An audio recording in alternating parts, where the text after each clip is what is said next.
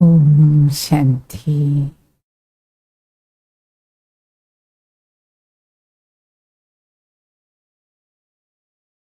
അശരീരി, ബോഡിലെസ് being.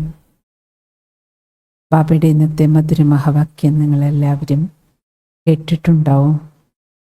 ഭഗവാൻ മുരളിയുടെ ആരംഭം മുതൽ അവസാനം വരെ ഇന്ന് അശരീരിയാക്കാനുള്ള പ്രേരണയാണ് വന്നത്. അശരീരി സ്ഥിതി, ഈ വാക്ക് നമ്മളെല്ലാവരും ബാബയുടെ മുരളി കേൾക്കാൻ തുടങ്ങിയപ്പോൾ മുതൽ സാകാര മുരളികളിലും അവ്യക്തവാണികളിലും ഇടയിലിടയിൽ കേൾക്കാറുള്ളതാണ്. അശരീരി, ദേഹീയഭിമാനി, ആത്മാഭിമാനി, വിദേഹി. ഈ പദങ്ങളെല്ലാം നമ്മൾ നോക്കുകയാണെങ്കിൽ ദേഹത്തിൽ നിന്ന് വേറിട്ട് ആത്മാവാണ് ഞാനെന്ന അനുഭൂതി ഉണ്ടാക്കിയെടുക്കുന്നതിന് വേണ്ടി, ആ അഭ്യാസത്തിലൂടെ ഉണ്ടാകേണ്ട അനുഭൂതിക്കായി ബാബ മുരളികളിലൂടെ ഈ വ്യത്യസ്ത പദങ്ങൾ ഉപയോഗിക്കുന്നുണ്ട്. ഇന്നും ബാബയുടെ മുരളിയിൽ നിങ്ങൾ കേട്ടിട്ടുണ്ടാവും, ദേഹത്തിൽ നിന്ന് തികച്ചും വേറിട്ട ആത്മാവാണ് ഞാനെന്ന് സ്മൃതിയിലിരിക്കും. അതിനെയാണ് എന്താ പറയുക? അശരീരി. ശരീരത്തിൽ നിന്ന് ആത്മാവ് ഇറങ്ങി അതിനെ മരണമെന്നാണ് പറയണത്. പക്ഷെ അശരീരി പറഞ്ഞ അതിന് ബാബ എന്ന് പറഞ്ഞല്ലോ, അശരീരി സ്ഥിതി അർത്ഥം മർജീവയാണ്, ജീവിച്ചിരിക്കെ മരിക്കുകയാണ്. മറ്റേത് മരണമാണ്, ശരീരം മരിച്ചു പോവുകയാണ്. പക്ഷെ അശരീരി പറഞ്ഞ ശരീരത്തിലിരിക്കെ ഞാൻ ശരീരമല്ല, ആത്മാവാണ് ഞാനൊരു ചൈതന്യമാണ്, ഞാൻ ലൈറ്റാണ്, മൈറ്റാണ്,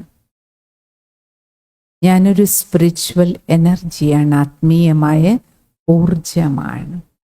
എൻ്റെ രൂപം അല്ലെ പ്രകാശ ബിന്ദു രൂപമാണ്. A divine light, A point of energy. ആ അവയർനെസ്, ആ കോൺഷ്യസ്നെസ്സിൽ നമ്മൾ ജീവിക്കാൻ തുടങ്ങുമ്പോഴാണ് എന്താ പറയുക ബാബ? അശരീരി.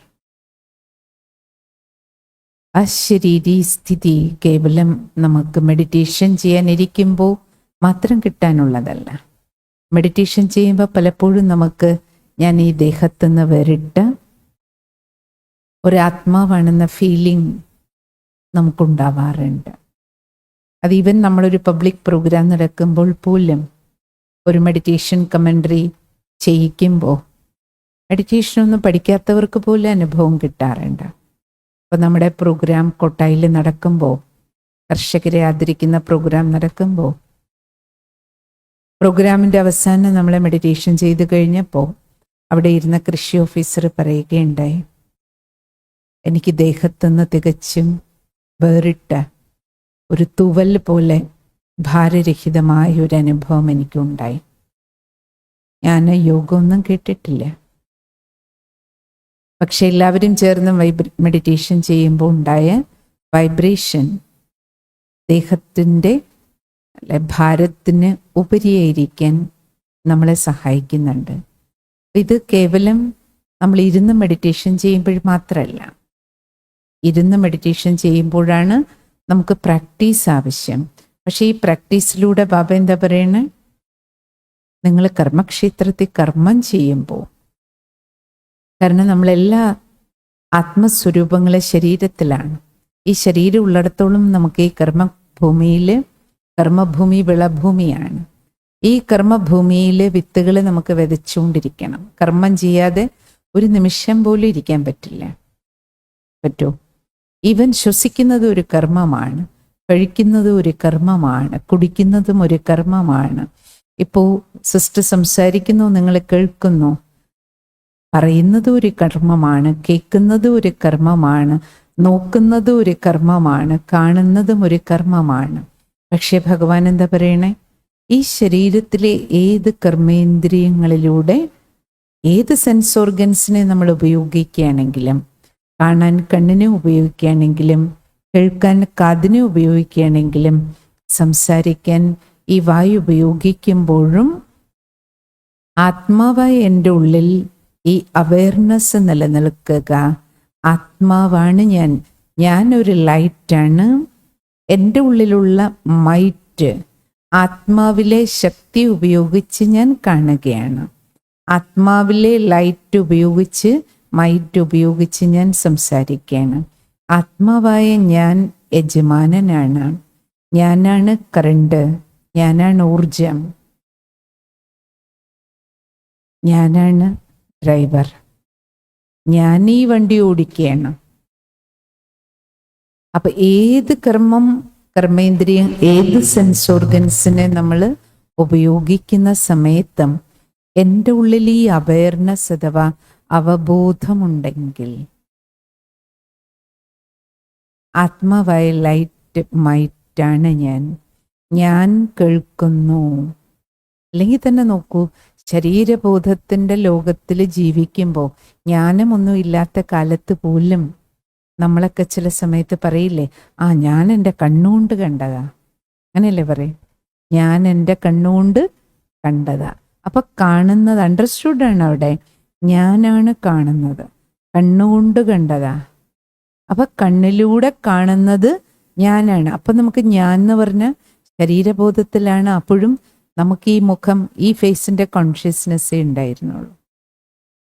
പക്ഷെ ഇപ്പോഴാണ് നമുക്ക് മനസ്സിലായത്, ഞാൻ കാണുന്നു അർത്ഥം ആരാണ് ഞാൻ?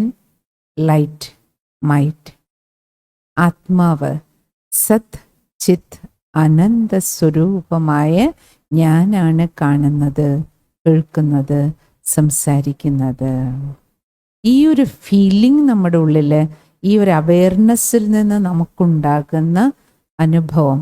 അപ്പം ഞാൻ ലൈറ്റാണെന്ന ബോധം ഉണ്ടെങ്കിൽ നമ്മൾ ലൈറ്റായിരിക്കും, ഭാരം ഉണ്ടാവില്ല മനസ്സിന്. ചിന്തകളുടെ ടെൻഷൻ ഉണ്ടാവില്ലേ? കാരണം ഞാനൊരു ലൈറ്റല്ലേ. ചിന്തകളെല്ലാം ഇതുമായി ബന്ധപ്പെട്ടതാണ്. ഈ ദേഹത്തിലിരുന്ന് നമ്മൾ കർമ്മം ചെയ്യണമെങ്കിലാണ് ചിന്ത വരണത്. ഈ ശരീരത്തെ ഉപയോഗിക്കുമ്പോഴേ നമുക്ക് ചിന്തയുടെ വിഷയമും. അപ്പം ഞാനൊരു ജ്യോതിയാണ്, ഞാനൊരു പ്രകാശമാണ്, പരമാത്മാവിൻ്റെ സന്താനമാണ്. ഈ സ്മൃതിയിലിരിക്കുമ്പോൾ വേറെന്താ ചിന്ത? ഞാൻ ലൈറ്റാണെങ്കിൽ ഈ ലൈറ്റിന് പിന്നെ ആ ലൈറ്റിൻ്റെ ഓർമ്മ മാത്രമേ ഉള്ളൂ. അപ്പം നമുക്ക് എല്ലാ ടെൻഷനും, ഓവർ തിങ്കിങ്, ഇപ്പം എല്ലാവരുടെയും പ്രശ്നം അതല്ലേ, ചിന്തകൾ ജാസ്തി. ചിന്തിക്കുന്നത് എന്തിനെക്കുറിച്ച്? ഒന്നുകിൽ ഈ ദേഹത്തെക്കുറിച്ച്, വല്ല അസുഖം വന്ന അസുഖത്തിൻ്റെ ചിന്ത. പിന്നെ അടുത്ത ചിന്ത ഇതിനെക്കുറിച്ചാണ് വരിക, ദേഹധാരികൾ, ബന്ധങ്ങളെ പ്രതി. എത്ര റിലേഷൻസ് നമ്മൾ ഉണ്ടാക്കിയിട്ടുണ്ടോ അല്ലേ? അമ്മ, അച്ഛൻ, അമ്മായിയമ്മ, ചേച്ചി, ചേട്ടൻ, അല്ലെ ഭാര്യ, ഭർത്താവ്, എത്ര ബന്ധങ്ങളിൽ നമ്മൾ ബന്ധിക്കപ്പെട്ടിരിക്കണോ, അതാണ് അടുത്ത ചിന്തയുടെ വിഷയമായിട്ട് മാറുക. അടുത്തത് എന്താണ്? ദേഹം, ദേഹധാരി. മൂന്നാമത്തത് ഏതാണ്? ദേഹവുമായി ബന്ധപ്പെട്ട പദാർത്ഥങ്ങൾ. എന്തൊക്കെ വസ്തുക്കൾ, സാമഗ്രികൾ, വൈഭവങ്ങൾ നമ്മൾ കൈകാര്യം ചെയ്യുന്നു അല്ലേ? അത് വീടാകാം, പറമ്പാവാം, സ്ഥലമാകാം, സ്വർണമാകാം, പൈസയാകാം, അല്ല വീട്ടുപകരണങ്ങളാകാം. എന്തെല്ലാം സാധന സാമഗ്രികൾ നമ്മൾ യൂസ് ചെയ്യുന്നു. ഈ ലൈറ്റ് മൈറ്റ് ഈ ശരീരത്തിലിരുന്ന് പാർട്ട് അഭിനയിക്കുന്നതിന് വേണ്ടി എന്തൊക്കെ വസ്തുക്കൾ ഉപയോഗിക്കുന്നു? ഇപ്പൊ സിസ്റ്റർക്ക് സംസാരിക്കണമെങ്കിൽ ഈ മൈക്ക് വേണം, ഇരിക്കാൻ ഇവിടെ ഒരു സീറ്റ് ഉണ്ട്. ഇതെല്ലാം ഉപയോഗിക്കുകയാണ്. കാരണം ആത്മാവിന് മൈക്കും വേണ്ട, ആത്മാവിന് ഈ സീറ്റും ആവശ്യമില്ല. പക്ഷെ ഈ ശരീരം കൊണ്ട് എനിക്ക് ശബ്ദിക്കണമെങ്കിൽ, അല്ലെ, ഈ ശബ്ദം നിങ്ങളിൽ എല്ലാവരിലും എത്തിക്കാൻ ഈ മൈക്കിൻ്റെ ആവശ്യമുണ്ട്. ഈ ശരീരത്തിനിരിക്കാനാണ് ഈ സീറ്റിൻ്റെ ഗദ്ദിയുടെ ആവശ്യം. ആത്മാവിനിരിക്കാൻ ഈ ഗദ്ദിയുടെ ആവശ്യമില്ല. ആത്മാവ് ഈ ശരീരത്തിലിരിക്കുന്നത് കൊണ്ടാണ് എനിക്കിരിക്കാൻ ഒരു സീറ്റ്, ഒരു കസേര, അല്ലെങ്കിൽ ഒരു സോഫ, ഒരു സീറ്റ് ആവശ്യം. അപ്പോൾ ദേഹവുമായി ബന്ധപ്പെട്ട് നമ്മൾ ഉപയോഗിക്കുന്ന എന്തെല്ലാം വസ്തുക്കൾ, വൈഭവങ്ങൾ, സാമഗ്രികൾ, ഏതിലൊക്കെ നമ്മൾ കെട്ടപ്പെട്ടിട്ടുണ്ടോ? ഭഗവാൻ എന്താ പറയണേ? ദേഹം, ദേഹബന്ധം, ദേഹവുമായി ബന്ധപ്പെട്ട പദാർത്ഥങ്ങൾ, പിന്നെ അടുത്തത് ഏതാണ്? നമ്മുടെ തന്നെ പഴയ സ്വഭാവ സംസ്കാരങ്ങൾ. നമ്മുടെ അനേക ജന്മ ആത്മാവ് എത്ര ശരീരങ്ങൾ മാറി മാറി ഇവിടേക്ക് എത്തിയോ? ഇപ്പോൾ ഈ ശരീരത്തിൽ വരുന്നതിന് മുമ്പ് നമ്മൾ കൊണ്ടുവന്ന സഞ്ചിത കർമ്മങ്ങൾ, ആ കർമ്മങ്ങളും കർമ്മഫലങ്ങളും, അനേക ജന്മങ്ങളിലൂടെ നമ്മൾ ആർജിച്ചു കൊണ്ടുവന്ന സംസ്കാരങ്ങൾ, ചില ദുശ്ശീലങ്ങൾ, ചില ദുസ്വഭാവങ്ങൾ, ചിലപ്പോൾ പിടിവാശിയായിരിക്കും, ചിലപ്പോൾ ക്രോധമായിരിക്കും, ചിലപ്പോൾ അഹങ്കാരമായിരിക്കും. അപ്പം ഏതാണോ നമ്മുടെ ഉള്ളിൽ കിടക്കുന്ന ദുസ്വഭാവം, ദുർവികാരം, ചിലർക്ക് കാമമാകും, ചിലർക്ക് ക്രോധമാകും, ചിലർക്ക് ലോഭം, ആർത്തിയായിരിക്കും, ചിലർക്ക് അറ്റാച്ച്മെൻ്റ് ആയിരിക്കും, ചിലർക്ക് അസൂയയായിരിക്കും, ചിലർക്ക് വെറുപ്പായിരിക്കും, ചിലർക്ക് പകയുടെ സംസ്കാരമായിരിക്കും, ചിലരുടെ ഉള്ളിൽ പ്രതികാരത്തിൻ്റെ സംസ്കാരമായിരിക്കാം. പക്ഷേ നമ്മുടെ ഉള്ളിൽ കിടക്കുന്ന ഈ പഴയ സ്വഭാവ സംസ്കാരങ്ങളുടെ പിടിവലി, അതുകൊണ്ടാണ് ഭഗവാൻ പറയുന്നത് ആ ശരീരിയാകണമെങ്കിൽ നമുക്ക് എന്ത് ചെയ്യണം? അല്ലേ? വളരെ സൂക്ഷ്മത്തിൽ നമ്മുടെ ഉള്ളിൽ കിടക്കുന്ന, സ്ഥൂലത്തിലും സൂക്ഷ്മത്തിലും കിടക്കുന്ന ഈ ബന്ധനങ്ങളിൽ നിന്ന് നമുക്ക് വേറിടാനുള്ള അഭ്യാസം വേണം. പക്ഷെ അതിന് എളുപ്പ വഴി ബാബ പറഞ്ഞു തന്നിട്ടുണ്ട്. നിങ്ങൾ ഈ ദേഹത്തുനിന്ന് വേറിട്ട് ഞാനൊരു ആത്മാവാണെന്ന സ്മൃതിയിൽ ഇരുന്നാൽ തന്നെ ബാക്കി എല്ലാത്തിൽ നിന്നും വേറിടാം. അതാണ് അശരീരിയാക്കാനുള്ള അഭ്യാസം ചെയ്യുന്നതിലൂടെ. പിന്നെ ദേഹം, ദേഹധാരി, ദേഹത്തിൻ്റെ പദാർത്ഥങ്ങൾ, സ്വഭാവം, ശീലം, സംസ്കാരം ഓരോന്ന് വേറിടാൻ വേണ്ടി വേറെ വേറെ നമുക്ക് അഭ്യാസം ആവശ്യമില്ല. ഭഗവാൻ എന്താ പറയണേ? ഞാൻ ലൈറ്റാണ് മൈറ്റാണെന്നുള്ള അഭ്യാസം പ്രാക്ടീസ് നമ്മൾ ചെയ്യുന്നുവെങ്കിൽ ഈ അഭ്യാസത്തിലൂടെ, ഈ അവയർനെസ്സിലൂടെ നമ്മുടെ ദൃഷ്ടിവൃത്തി തന്നെ മാറും. ആത്മീയ ദൃഷ്ടിവൃത്തി നമുക്ക് വരും. എല്ലാവരെയും പ്രതിയും അല്ല, എല്ലാവരും ഒരിക്കൽ മധ്യത്തിൽ പ്രകാശിക്കുന്ന ഒരു ലൈറ്റാണ്, ഒരു മൈറ്റാണ്. ആരെ കണ്ടാലും ഈ പൊട്ട് വയ്ക്കുന്ന സ്ഥാനം, അതുകൊണ്ടല്ലേ നമ്മളിവിടെ പൊട്ട് ചന്ദനമൊക്കെ വെക്കണേ അല്ല? ഈ പൊട്ട് വയ്ക്കുന്ന സ്ഥാനത്ത് ആരായിരിക്കണേ? ഒരു ലൈറ്റാണ്. ഇതിനുള്ളിൽ, ബ്രെയിനിൻ്റെ ഉള്ളിൽ, സെൻറ്റർ ഓഫ് ദ ഫോർഹെഡിൽ ഞാനൊരു പ്രകാശമാണ്, സച്ചിദാനന്ദ സ്വരൂപമാണ്, പരമാത്മാവിൻ്റെ കുട്ടി. ഞാനൊരു പോയിന്റ് ഓഫ് എനർജിയാണ്, ഡിവൈൻ ലൈറ്റ്. അപ്പം എൻ്റെ കൂടെ എൻ്റെ അമ്മയാണെങ്കിലും അമ്മായിയമ്മയാണെങ്കിലും രണ്ടുപേരും ആര് തന്നെ? ഒരു ഡിവൈൻ ലൈറ്റാണ്. മോളാണെങ്കിലും മരുമോളാണെങ്കിലും ആര് തന്നെ? ഡിവൈൻ ബീയിങ് ആണ്. അപ്പം എനിക്ക് ആരെ കണ്ടാലും പിന്നെ അമ്മ ബോധമില്ല, അമ്മായിയമ്മ ബോധമില്ല, മോള് മരുമോള് ബോധമില്ല, ആൺ പെൺ ബോധമില്ല. പിന്നെന്താ? ശരീരം കൊണ്ട് ആണാണെങ്കിലും പെണ്ണാണെങ്കിലും ഭ്രൂമധ്യത്തിലാരാണ്? ലൈറ്റാണ്. അപ്പം കാമത്തെ നമുക്ക് ജയിക്കാൻ എളുപ്പമായി. ക്രോധത്തിൽ കൺട്രോൾ വരും. എന്താ കാര്യം? അല്ല, ആരോടാണോ നമുക്ക് ക്രോധം വരുന്നത് അവരെയും ഒരു ലൈറ്റായിട്ട് കണ്ടാൽ, ഇതും പരമാത്മാവിൻ്റെ കുട്ടിയാണ്, ബാബയുടെ കുട്ടിയാണ്, ഇതും ഒരു ലൈറ്റാണ്, എന്നെപ്പോലെ ഒരു ജ്യോതിയാണ്. അതിനാണ് ബാബ പറഞ്ഞേ, രണ്ടാമത്തെ പോയിന്റാണ് ബാബ പറയണേ, അശരീരിയാണ്, ലൈറ്റാണ്. പക്ഷെ എങ്ങനെയുള്ള ലൈറ്റാണ്? ശാന്തമായ ലൈറ്റ്, ശാന്തിയുടെ മൈറ്റ്, പവിത്രതയുടെ ലൈറ്റ്, സ്നേഹത്തിൻ്റെ ലൈറ്റ്, സന്തോഷത്തിൻ്റെ ലൈറ്റ്, അറിവിൻ്റെ ലൈറ്റ്,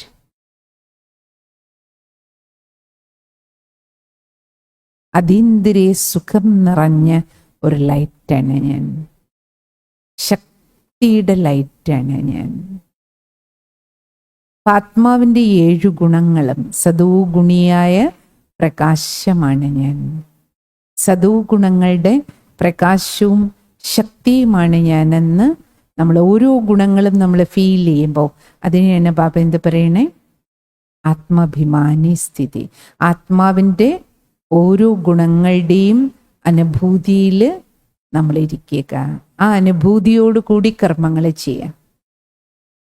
ആത്മാവായ ഞാൻ ഈ കണ്ണിലൂടെ ഒരാളെ നോക്കുമ്പോൾ കരുണയോടുകൂടി നോക്കുകയാണെങ്കിൽ, ആത്മീയ സ്നേഹത്തോടു കൂടി നോക്കുകയാണെങ്കിൽ എന്തായി? ആത്മാഭിമാനിയായി. ഇതും ബാബയുടെ ഒരു കുട്ടിയാണ്. ഈ ആത്മാവിന് മംഗളം ഉണ്ടാകട്ടെ. അപ്പോൾ നമുക്ക് എന്താകും? ക്രോധത്തിൽ കൺട്രോൾ വരും. നമ്മളോട് തെറ്റ് ചെയ്ത, അല്ലെങ്കിൽ നമ്മളോട് മോശമായി പെരുമാറിയവരോട് നമുക്കുള്ളിൽ വെറുപ്പുണ്ടാവില്ലേ? ഉള്ളിൽ വെറുപ്പുണ്ടാവില്ല. ഇപ്രകാരം കർമ്മക്ഷേത്രത്തിൽ 7 ഗുണങ്ങളെയും ഉപയോഗിച്ചുകൊണ്ട് നമ്മൾ കർമ്മം ചെയ്യുന്നതിനെയാണ് ബാബ എന്ത് പറയണേ? ആത്മാഭിമാനി സ്ഥിതിയിലിരിക്കും, കർമ്മയോഗിയായിരിക്കും. ദേഹി അഭിമാനി സ്ഥിതി അർത്ഥം എന്താണ്? ദേഹത്തിൽ ഞാൻ ഇരിക്കുമ്പോൾ ഞാൻ ദേഹിയാണ്, ആത്മാവാണ്, ആത്മവേജമാനനാണ് എന്ന ബോധത്തിൽ ഇരുന്നു കൊണ്ട് കർമ്മേന്ദ്രിയങ്ങളാകുന്ന പണിക്കാരെ ഉപയോഗിക്കുക. ഞാൻ യജമാനനാണ്, ബോസാണ്, ആത്മരാജാവാണെന്നുള്ള സ്മൃതിയിൽ ഇരുന്നു കൊണ്ട് കർമ്മേന്ദ്രിയങ്ങളെ ഉപയോഗിക്കുക. സ്വരാജ്യ അധികാരി സ്ഥിതിയാണ് ബാബ ദേഹി അഭിമാനി സ്ഥിതി പറയാൻ.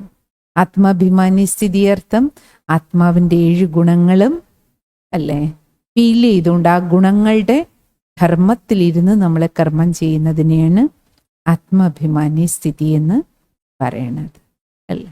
അപ്പൊ ബാബ വിദേഹി എന്ന് പിന്നെ ബാബ പറയാറുണ്ട്. വിദേഹി, ദേഹമില്ലാത്ത ആള് പരമാത്മാവാണ്. അപ്പൊ പരംധാമത്തില് നമ്മൾ ആത്മാക്കള് പരമാത്മാവിനോടൊപ്പം ഇരിക്കുന്ന അതേ അവസ്ഥ ശരീരത്തിൽ നിന്നിറങ്ങി നമ്മൾ മനസ്സും ബുദ്ധിയും ഉപയോഗിച്ച് ഭഗവാന്റെ അടുത്ത് പോയി പരംധാമത്തില് ദേഹമില്ലാതെ നമ്മൾ ആത്മസ്വരൂപത്തില് പരമാത്മ ജ്യോതിയുടെ അടുത്ത് ആത്മാവിരിക്കുമ്പോൾ ആ മുക്തിയുടെ സമ്പൂർണ്ണ മുക്തിയുടെ അവസ്ഥ. അവിടെ ദേഹവും ഇല്ല, നാടകവും ഇല്ല, നാടകശാലയില്ല, ശരീരധാരികളും ശരീരബന്ധങ്ങളും ഇല്ല. അവിടെ ഒറ്റ ബന്ധമേ ഉള്ളൂ. ഏത് മാത്രം? വിദേഹി അവസ്ഥയിൽ ആത്മാവും പരമാത്മാവും അല്ലെ, ബാക്കിയെല്ലാം ആത്മബന്ധുക്കളാണ്. ആ ഉയർന്നയിലും ഉയർന്ന അവസ്ഥ ബിന്ദുരൂപസ്ഥിതിയാണത്. അതിനെ ബാബ വിദേഹി, ബിന്ദുരൂപം, ബീജരൂപം, ലൈറ്റ് മൈറ്റ് സ്വരൂപം എന്നെല്ലാം പറയാറുണ്ട് ഇല്ലേ. ഇന്ന് ബാബയുടെ മുരളിയിൽ നമ്മൾ കുട്ടികൾക്ക് അനേക തവണ ബാബ ഓർമ്മിപ്പിക്കുകയുണ്ടായി, കംപ്ലീറ്റ് സറണ്ടർ ആകും, സമ്പൂർണ്ണ സമർപ്പണം, കംപ്ലീറ്റ് പ്യൂർ ആകും. കാരണം അശരീരിയാണെന്ന് അശരീരി സ്ഥിതിയുടെ ഈ അഭ്യാസം, ഞാനൊരു ആത്മാവാണ്, ഞാനൊരു ലൈറ്റ് മൈറ്റാണെന്ന സ്മൃതി അവബോധത്തിൽ ജീവിക്കാൻ തുടങ്ങുമ്പോൾ എന്താകും? നമുക്ക് ശുദ്ധമാകണം, പവിത്രമാകണം. അനേക ജന്മങ്ങളുടെ അശുദ്ധി നമ്മുടെ തലയിലുണ്ട്. എത്ര ജന്മങ്ങൾ എടുത്തു വന്നു, എത്ര ശരീരം മാറി മാറി ഈ കർമ്മക്ഷേത്രത്തിൽ നമ്മൾ കർമ്മം ചെയ്യവേ. ഇവിടെ എത്ര ചെളി പിടിച്ചോ, ക്ലാവുണ്ടോ, അഴുക്ക് പിടിച്ചോ? എന്തിനാ നമ്മളിവിടുന്ന് ട്രെയിനിൽ യാത്ര ചെയ്ത് പാലക്കാട് നിന്ന് തിരുവനന്തപുരം വരെ യാത്ര ചെയ്തു എന്നിരിക്കട്ടെ. അപ്പോൾ തന്നെ നമുക്കറിയാം, രാവിലെ കയറി വൈകുന്നേരം ട്രെയിൻ ഇറങ്ങുമ്പോൾ തന്നെ നമ്മുടെ ശരീരത്തിലും വസ്ത്രത്തിലൊക്കെ എത്ര അഴുക്ക് പിടിക്കാറുണ്ട്. അപ്പോൾ ഒരു 10 മണിക്കൂർ യാത്ര അല്ലെങ്കിൽ 9 മണിക്കൂർ യാത്രയിൽ തന്നെ എത്ര അഴുക്ക് പിടിക്കേണ്ടത് നമുക്കറിയാം. പക്ഷെ ആത്മാവ് ഈ ശരീരത്തിൽ ഇപ്പോൾ അല്ല, ഈ ശരീരത്തിന് സിസ്റ്റർക്ക് 50 വയസ്സായി, അർത്ഥം 50 വർഷത്തെ യാത്രയാണ്. അങ്ങനെ നമ്മൾ ഓരോരുത്തരും എത്ര വർഷം യാത്ര ചെയ്തോ, ഇത്രയും വർഷത്തെ യാത്രക്കിടയിൽ ഇവരെ എത്ര ചെളി പറ്റി. ഇനി അതിനു മുമ്പ് ഈ ആത്മാവ്, ഈ ലൈറ്റ് ഇതിന് തൊട്ടു മുമ്പ് വേറൊരു ശരീരത്തിലായിരുന്നു. അപ്പോൾ 75 വയസ്സ് വരെ ജീവിച്ചു, അല്ലെങ്കിൽ 90 വയസ്സ് വരെ ജീവിച്ചുവെങ്കിൽ ആ 90 വർഷം കൊണ്ട് ഇവിടെ പിടിപ്പിച്ച് ക്ലാവ്, ഇമ്പ്യൂരിറ്റി.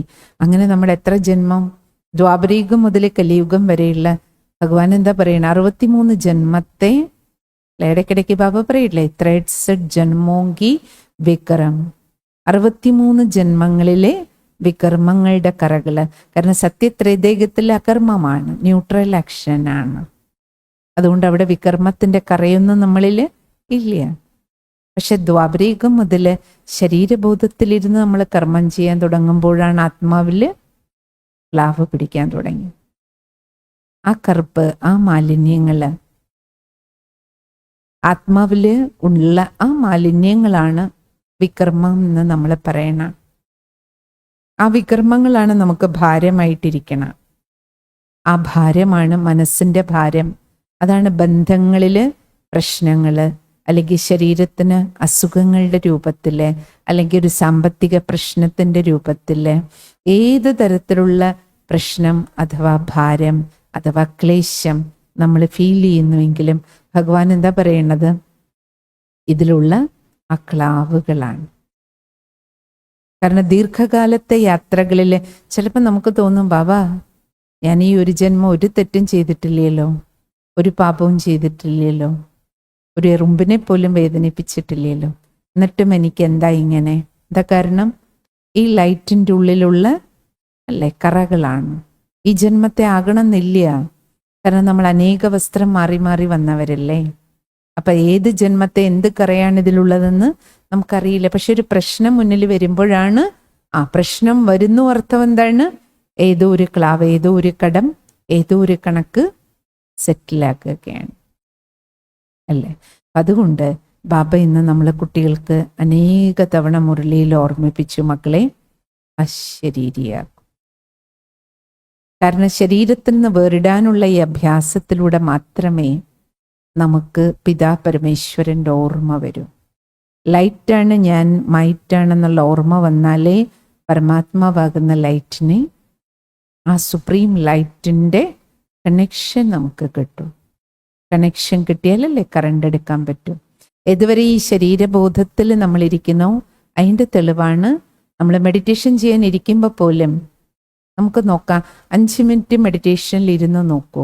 ആ സമയത്ത് even traffic control system 1 minute അല്ലെങ്കിൽ 3 മിനിറ്റ് ഇടയിലിടയിൽ സൈലൻസ്, അശരീരി സ്ഥിതിയുടെ അഭ്യാസത്തിനാണ് ബാബ ട്രാഫിക് കൺട്രോൾ സിസ്റ്റം തന്നിരിക്കുന്നത്.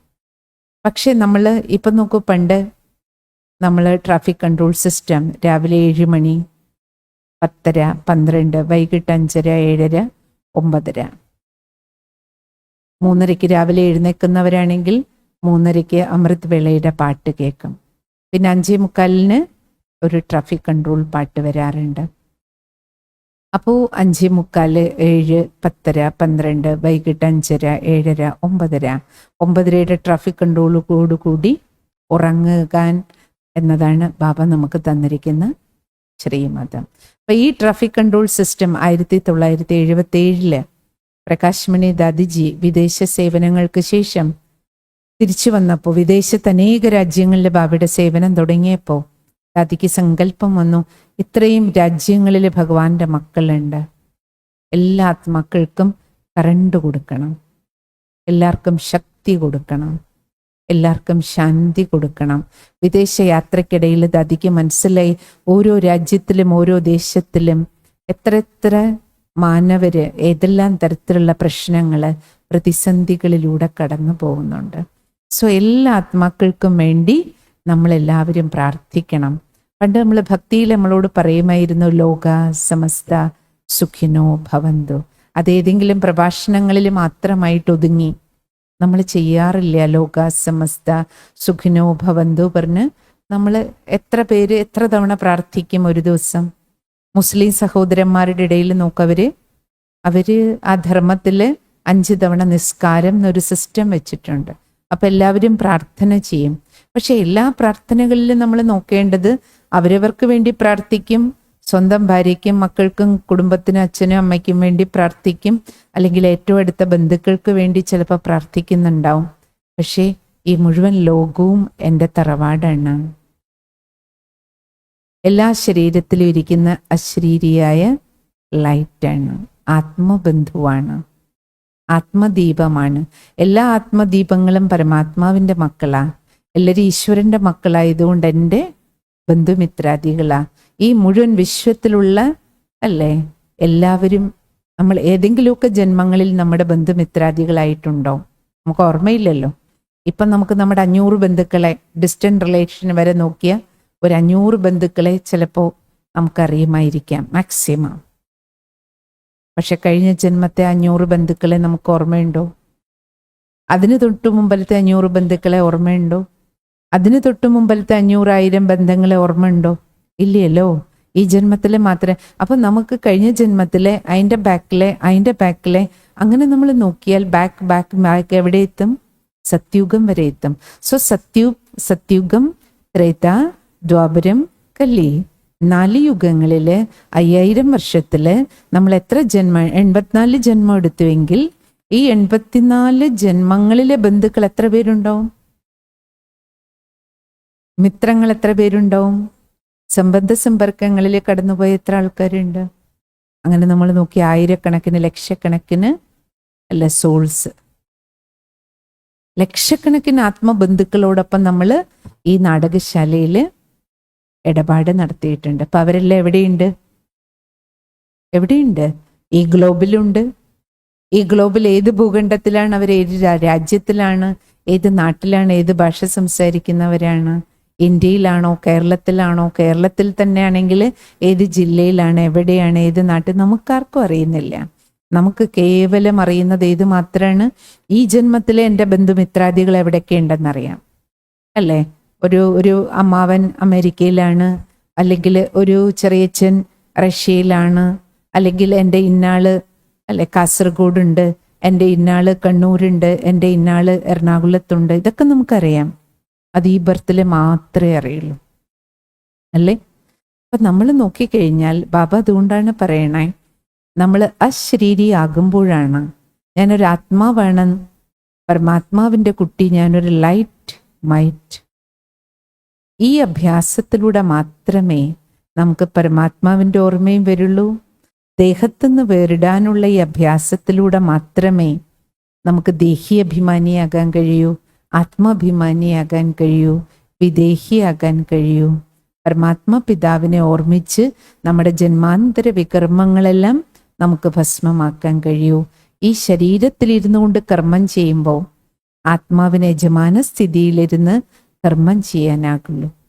മാത്രവുമല്ല എല്ലാ നമ്മുടെ വികാര വിക്ഷോഭങ്ങളിലെല്ലാം നമുക്ക് നിയന്ത്രണം ഉണ്ടാകണമെങ്കിൽ ഇമോഷണൽ മെച്യൂരിറ്റി, ഒരു ഇമോഷണൽ ഇൻ്റലിജൻസ് നമ്മുടെ വർക്ക് ചെയ്യണമെന്നുണ്ടെങ്കിൽ ഈ ലൈറ്റ് മൈറ്റ് സ്ഥിതിയിൽ മാത്രമേ ഉണ്ടാക്കുകയുള്ളൂ. കാരണം ഞാൻ ലൈറ്റാണെന്ന ഓർമ്മയാണ് എനിക്ക് മൈറ്റ് തരണം. ഈ ലൈറ്റ് മൈറ്റ് സ്ഥിതിയിലാണ് എനിക്ക് കൺട്രോളിങ് പവർ, റൂളിംഗ് പവർ ഉണ്ടാകണം. ആ കൺട്രോളിംഗ് പവർ, റൂളിംഗ് പവർ വന്നാലേ എനിക്ക് ഈ വണ്ടി എന്ത് ചെയ്യാൻ പറ്റുള്ളൂ?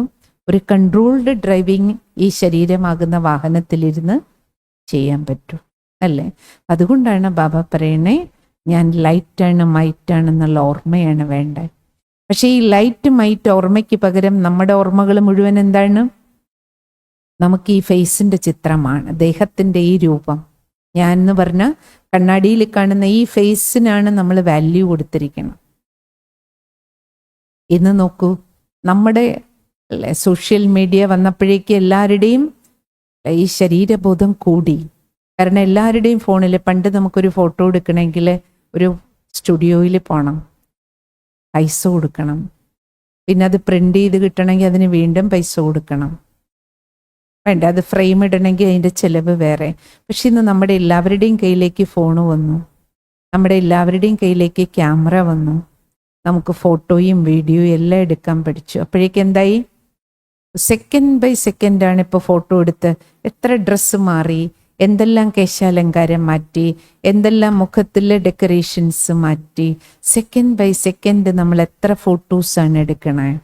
എത്ര പേര് ഫോട്ടോ എടുക്കുന്നതിൻ്റെ ഇടയിൽ, വീഡിയോ എടുക്കുന്നതിൻ്റെ ഇടയിൽ പല കൊക്കയിൽ വീണ് മരിച്ചു, പുഴയിൽ വീണ് മരിച്ചു അല്ലേ?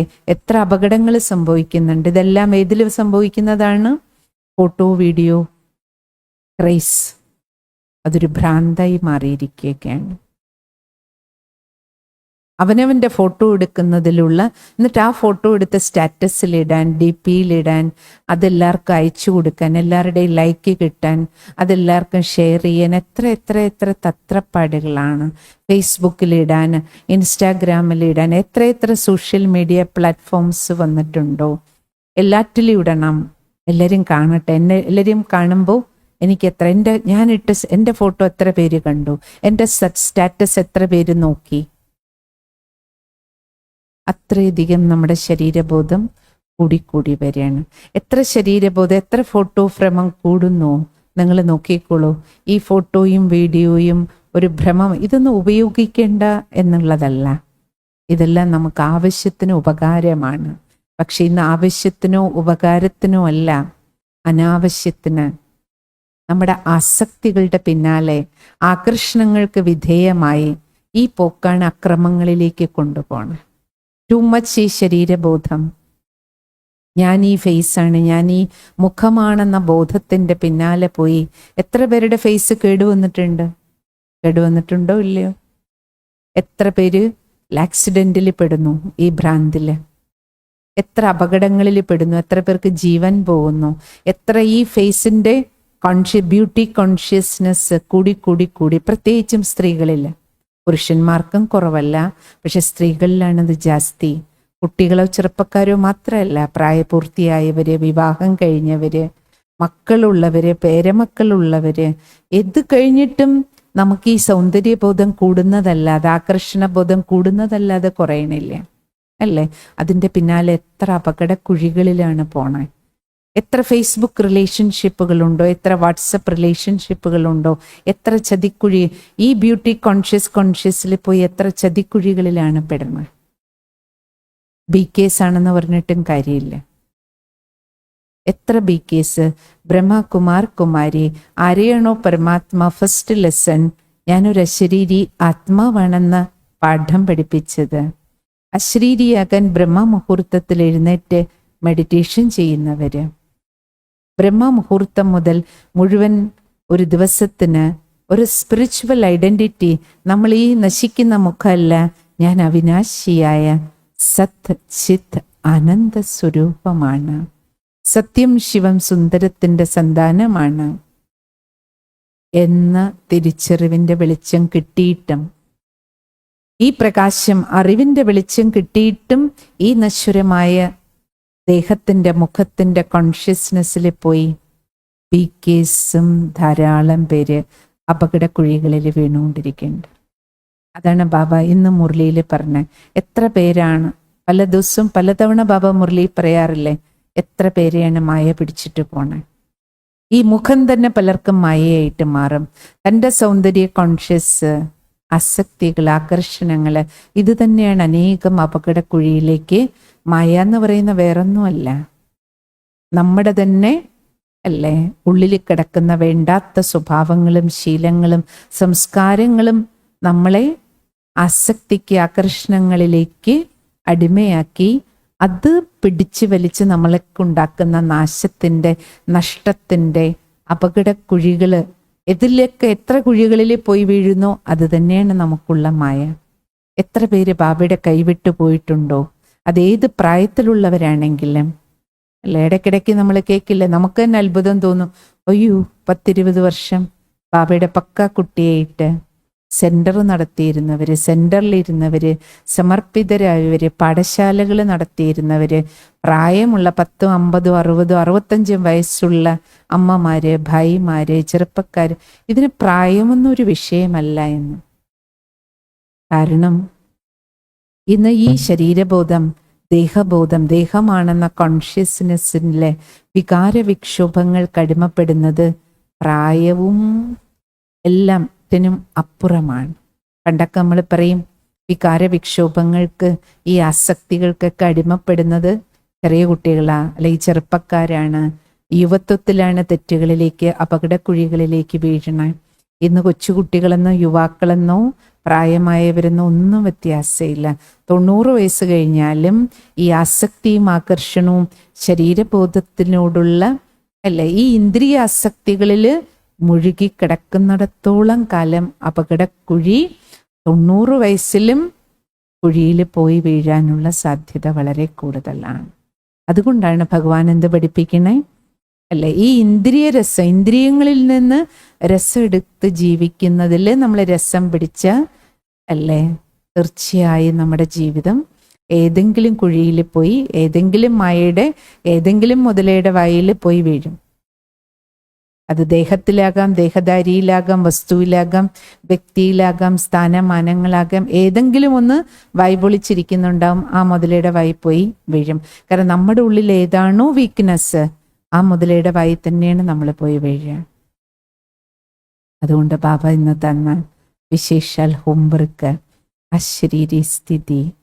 നമ്മൾ ഓരോ മക്കളും അല്ല എത്ര വർഷങ്ങൾ കൊണ്ട് നമ്മൾ ജ്ഞാനം കേൾക്കുന്നു. ഫസ്റ്റ് ഡേ നമ്മൾ ബാബയുടെ വീട്ടിലെത്തിയപ്പോൾ കേട്ടതാണ്, ഞാൻ ഈ ദേഹമല്ല, ഈ മുഖമല്ല, ഈ നിറമല്ല, ഞാൻ ഈ ജാതിയല്ല, ഈ മതമല്ല, ഈ മാംസമല്ല, ഈ എല്ലല്ല, ഈ പോസ്റ്റല്ല, ഈ പൊസിഷനല്ല, പിന്നെയോ അല്ല ഞാൻ ഈ സൗന്ദര്യമല്ല, ഇതിൻ്റെ പഠിപ്പുമല്ല, പദവിയുമല്ല, ഞാൻ ലൈറ്റാണ്, മൈറ്റാണ്. ഇനിയെങ്കിലും ഈ അവസാന സമയം, അന്തിമത്തിൻ്റെയും അന്തിമ സമയത്തെങ്കിലും നമ്മുടെ ഉള്ളിൽ ഈ ബൾബ്, ഈ ദീപം തെളിയിക്കുക, തെളിയിച്ച് തന്നെ വയ്ക്കുക. ഈ ലൈറ്റ് മൈറ്റ് കോൺഷ്യസ്നെസ്. പക്ഷെ അതിന് ബാബ എന്ന് പറഞ്ഞില്ലേ, പ്രയത്നം വേണം, അറ്റൻഷൻ വേണം, അഭ്യാസം വേണം, സെൽഫ് എഫേർട്ട്, സ്വപുരുഷാർത്ഥം ഏറ്റവും ഇമ്പോർട്ടൻ്റ് ആണ്. അറ്റൻഷനും അഭ്യാസവുമുള്ള എഫേർട്ട് സഹജമാണ്, പക്ഷേ പ്രയത്നം വേണം. അതിനാണ് ബാബ സിസ്റ്റം ഉണ്ടാക്കി തന്നിരിക്കുന്നത്. അമൃതവേള 3 മണിക്കൂർ അശരീരി സ്ഥിതിയിലിരിക്കാനുള്ള അഭ്യാസത്തിനാണ്. സന്ധ്യാവന്ദനം അഭ്യാസത്തിനുള്ള ടൈമാണ്. Traffic control. ഇപ്പോൾ ബാബ പറയുന്നത് എന്താണ്?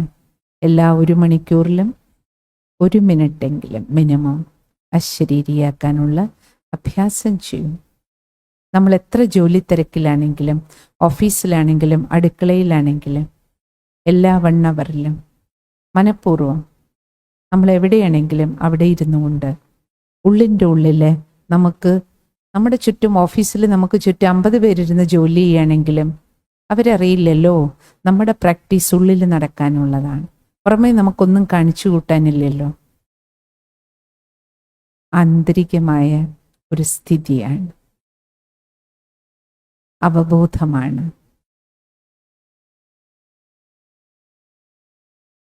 ഓം ശാന്തി. 7:30 വരെയുള്ള ഈ മെഡിറ്റേഷനിൽ സാക്ഷിയിട്ട് നോക്കൂ. ഇപ്പം നമ്മൾ അരമണിക്കൂർ അശരീരി സ്ഥിതിയെക്കുറിച്ച് കേട്ടുകൊണ്ടിരുന്ന സമയത്ത് പോലും ഞാൻ എത്രത്തോളം അശരീരിയായിരുന്നു എന്ന് നോക്കുക. പോകാം ബാബയുടെ മെഡിത്തട്ടിലേക്ക്.